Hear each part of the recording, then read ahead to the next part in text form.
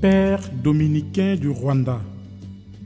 Méditation du mardi de la 11e semaine du temps ordinaire, année A. Aimer au-delà de la frontière. Bien-aimés du Seigneur, la paix du Christ. Amen. La parole de vie de ce jour nous rappelle que nous devons sans cesse viser la perfection dans tout ce que nous faisons en tant que disciples du Christ. Dans son discours, Jésus affirme « Aimez vos ennemis et priez pour ceux qui vous persécutent ». Vivre en société implique un certain sacrifice. Non seulement il faut pardonner, mais il faut aussi aimer au-delà des frontières, c'est-à-dire aimer son ennemi et prier pour ceux qui vous persécutent. Oui, frères et sœurs, cette invitation sonne mal pour celui qui n'est pas avec Jésus.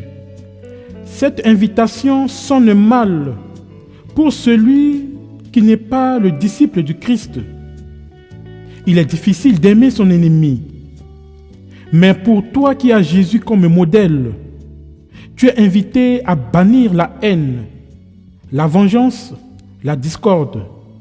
Jésus nous exhorte à poser des actes particuliers, des actes qui reflètent la volonté de Dieu. Il invite ses disciples et nous à cultiver l'amour, la recherche de la paix, la justice et le pardon. Frères et sœurs, notre société, notre famille a besoin de la paix, de l'harmonie, de concorde, de cohésion. Pour cela, le Christ nous donne un commandement nouveau. Aimez-vous les uns les autres comme je vous ai aimés. Pardonner n'est pas un signe de faiblesse. Pardonner n'est jamais une fuite, mais il est bien un acte d'amour qui vient de Dieu en son Fils Jésus-Christ.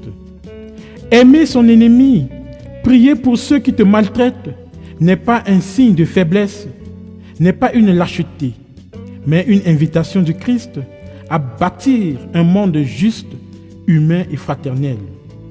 En tant que chrétiens, disciples du Christ, nous sommes appelés à faire avancer le monde dans la bonne direction.